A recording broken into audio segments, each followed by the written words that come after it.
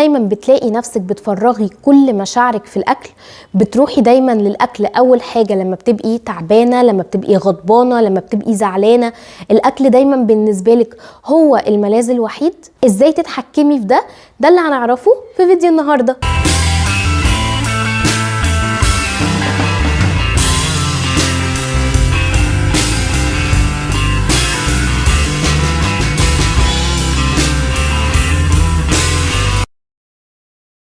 اهلا بيكي، معاكي دكتور نورهان لطفي، اخصائيه التغذيه الحدسيه ضد الدايت، واللي عن طريقها بعلمك ازاي ان انت تقدري تعيشي حياه صحيه بدون شراهه وبدون اكل عاطفي وفي نفس الوقت بدون اي دايت.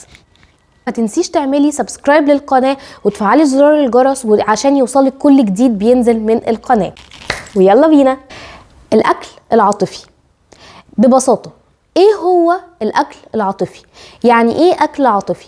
ببساطة معناها ان هو اكل بناء على شعور غير حقيقي بالجوع. يعني هو شعور بالجوع ولكن جوع عاطفي. بمعنى ايه؟ بمعنى ان المشاعر هي اللي بتوديكي ان انتي تروحي تاكلي، مش الجوع الفيزيائي او الجوع الحقيقي اللي دايما بنبقى عايزين ان احنا نحس بيه فوقتها نروح ان احنا ناكل. ايه الاسباب اللي ممكن تخلي شخص ان هو يروح ان هو ياكل بكميات كبيره لدرجه ان هو ممكن يوصل ان هو ما يبقاش اصلا واعي؟ الفكره في وخطوره الاكل العاطفي هي عدم الوعي. يعني انا باكل كميات كبيره جدا بدون ما اخد بالي انا اكلت امتى اصلا الكميات دي. زي مثلا تفاجئي نفسك ان انتي قعدتي على الشوكولاته، اكلتي كميات كميات كميات، وفجاه تبصي جنبك تلاقي ايه ده؟ ايه كل الورق الشوكولاته ده؟ انا اكلت كل الكميه دي؟ نفس الكلام، تلاقي نفسك مثلا متعصبه او متوتره او حاجه، وتتفاجئي ان انتي رحتي طلبتي اوردر اكل مثلا معين، وتفاجئتي ان انتي خلصتيه وبطنك مش قادره تتنفس من كتر الاكل اللي انتي اكلتيه. ليه بنعمل حاجه زي كده؟ ببساطه لان احنا بنستخبى من حاجة تانية.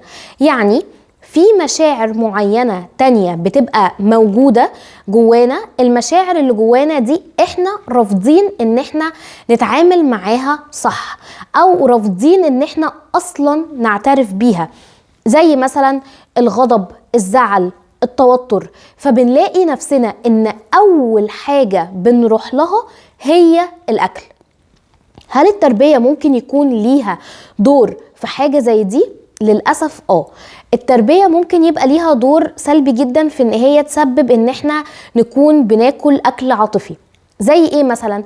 زي لما بنسيب الاطفال انها تقعد قدام التلفزيون بفترات طويلة جدا ومعاهم اي اكل بقى، شيبسي، شوكولاتة، اي حاجة من اي نوع اكل، فهم متعودين دايما في ربط ما بين التسلية وما بين الاكل. يعني الاكل ما ينفعش ان انا افضل قاعده كده قدام التلفزيون بتفرج وخلاص، لا، انا لازم بقي وايديا يكونوا شغالين معايا. دي حاجه. ان مثلا لما يكون ابنك بيعيط او بنتك بتعيط، بتقومي اول حاجه بتقومي ايه؟ تعالى يا حبيبي هجيب لك شوكولاته. فدايما هو بيحس ان الاكل هو الملاذ الوحيد اللي هيريحه وهيطمنه وهيخليه تمام. احنا تعودنا على كده. مثلا ان استعمال الاكل كنوع من انواع المكافأة، ان انتي تيجي تاكلي او تقولي للطفل مثلا انت كل خلص طبقك وهجيب لك الشوكولاتة، مش هتاخد الشوكولاتة غير لما تخلص الطبق. فدايما الاكل هنا ارتبط بنوع من انواع المكافأة، ان انا بكافئ نفسي بالاكل، بدي الاكل لنفسي علشان مفضلش ان انا زعلانة ومتوترة، بدي الاكل لنفسي علشان اتسلى بيه. فبتفضل جوانا المشاعر دي لحد ما نكبر، وبنبقى هي دي طريقتنا في التعامل مع المشاعر السلبية اللي عندنا. ما تعلمناش طريقة تانية للتعامل مع المشاعر دي. طب ممكن الدايت يكون ليه دخل بان احنا بناكل اكل عاطفي؟ برضو للأسف ايه اللي ممكن ان يخلي الدايت يسبب نوع من انواع الاكل العاطفي؟ اول حاجة فيهم الميزان. الميزان بيخليكي ان انت لما تبقي فرحانه زياده عن اللزوم بالوزن اللي انت مثلا نزلتيه، هتروحي تاكلي كل الاكلات اللي انت كنتي محرومه منها كنوع من انواع السعاده، او ان انا عايزه اعوض اللي فاتني.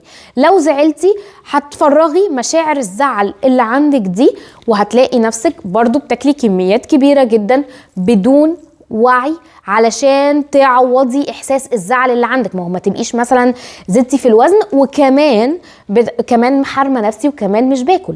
فده مثلا حاجه من الحاجات اللي بتخليكي تاكلي اكل عاطفي. حاجه تانية فكره الحرمان او فكره الضغط النفسي. الضغط النفسي ان انت ما تبقيش عارفه تتعاملي مع الضغط النفسي اللي اصلا بيسببه الدايت بيسبب نوع من انواع الضغط النفسي عليكي، فبتبقي حاسه بالتأييد. فيجي مع اي حدث يحصل معاكي، اتخانقتي مع جوزك في البيت، الولاد زعقوا جامد في البيت وكان في دوشه وتوتر زياده عن اللزوم، المشاعر دي كبيره قوي قوي قوي قوي على ان انت تتعاملي معاها طبيعي. فبتبداي ان انت مش عارفه تتعاملي معاها ازاي، فاول حاجه بتروحي بتعمليها ان انت تفتحي التلاجة تاكلي كميات كبيره قوي من الاكل وما تبقيش عارفة اصلا انت بتعملي كده ليه. طيب ازاي نقدر ان احنا نحل حاجة زي كده؟ اول حاجة هي الوعي. الوعي يعني ايه؟ الوعي ان الفعل اللي انا رايحة اعمله هو فعل نابع من مشاعر سلبية عندي، مش نابع من جوع حقيقي. وده اللي بيحصل لما بتقدري ان انت تفرقي ما بين الجوع الحقيقي والجوع العاطفي، ان انت بتبقي فاهمه ان انا دلوقتي مش جعانه. حتى لو ايديكي راحت اتمدت على التلاجة دلوقتي، فانت عارفه ان انت فعلا مش جعانه. دي اول حاجه. تاني حاجه الوعي بالمشاعر بتاعتك. يعني ايه الوعي بالمشاعر بتاعتك؟ يعني تفهمي اصلا انت حاسه بايه، ايه المشاعر اللي جواكي، ايه المشاعر السلبيه اللي جواكي. هل دلوقتي انت متوتره؟ هل زعلانه؟ هل تعبانه؟ هل عندك نوع من انواع احساس ان انت عايزه تكافئي نفسك بحاجه؟ ايه الحاجه اللي انت بتستخبي منها؟ ايه المشاعر السلبيه اللي انت بتحاولي تخدريها بالاكل؟ بعد ما تفهمي المشاعر بتاعتك، تاني حاجة محتاجة ان انتي تروحي لها to fill your cup. بمعنى ايه؟ الاكل العاطفي هو نوع من انواع التمرد بتاع نفسك الحقيقية على السوشيال سيلف بتاعتك. احنا عندنا نوعين من الشخصيات اللي احنا بنتعامل بيها في حياتنا. الترو سيلف اللي هي نفسك الحقيقيه، ودي اللي بتبقى حاسه بحاجات كتير قوي جواها، والسوشيال سيلف اللي هي بتتعامل مع الناس، اللي بتشوف المقبول والمفروض ان هو يتعمل والكلام ده كله. لما احنا طول الوقت بنتعامل بالسوشيال سيلف بتاعتنا، دايما دايما دايما الترو سيلف دي لو هي مش مرتاحه، ولو انا مش ماشيه مع القيم بتاعتي انا مش ماشيه مع المبادئ بتاعتي بطريقه مظبوطه ومرتاحه اصلا جوه نفسي، الترو سيلف بتاعتي دي هتبدا تتمرد وتعلن التمرد ده ممكن عليها بايه؟ بان هي ممكن تبقى عندها رغبه في تخدير المشاعر السلبيه دي بالاكل. فلازم افهم اصلا المشاعر بتاعتي، افهم انا ايه اللي مضايقني بالظبط، انا ايه الحاجه اللي انا عايزه اعملها، ايه الكوبايه اللي انا محتاجه ان انا املاها. احيانا كتير بتبقى كل اللي الواحده محتاجاه انها تفهم هواياتها ايه، انها تفهم هي بتعاني اصلا من ايه، انها تفهم ان هي محتاجه تهتم بنفسها شويه زياده، انها توفر لنفسها وقت شويه زياده. الوقت ده ممكن ما يبقاش حاجه رهيبه، ساعه في اليوم او ساعتين في اليوم، ولو حتى 5 دقايق في صمت بس كده. حد سامعني؟ تمام. هو ده اللي انتي احيانا بتبقي محتاجاه، ان انتي تملي الكوباية بتاعتك صح. لما بتعرفي القيم بتاعتك، لما بتعرفي ان انتي هواياتك ايه، لما بتعرفي ازاي تهتمي بنفسك بطريقة صح، الاكل العاطفي بيبدأ ان هو يختفي، لان انتي وقتها مش بتحتاجي اصلا الاكل ما بيبقاش ليه القيمة الرهيبة قوي ان انتي تخدري المشاعر السلبية اللي عندك، ولكن بتتعاملي ساعتها مع الاكل ان هو اكل، مجرد الاستمتاع بيه وان انت تشبعي بيه وتغذي جسمك بيه. وده كان موضوعنا النهارده، الاكل العاطفي. اتمنى ان يكون الفيديو نور لك دماغك، ووصلك لشويه خطوات تقدري ان انت تتبعيها بسهوله قوي. ولو عجبك الفيديو ما تنسيش تعملي لايك للفيديو وتعملي سبسكرايب للقناه وتفعلي زرار الجرس عشان يوصلك كل جديد من القناه. واشوفك في الفيديو الجاي.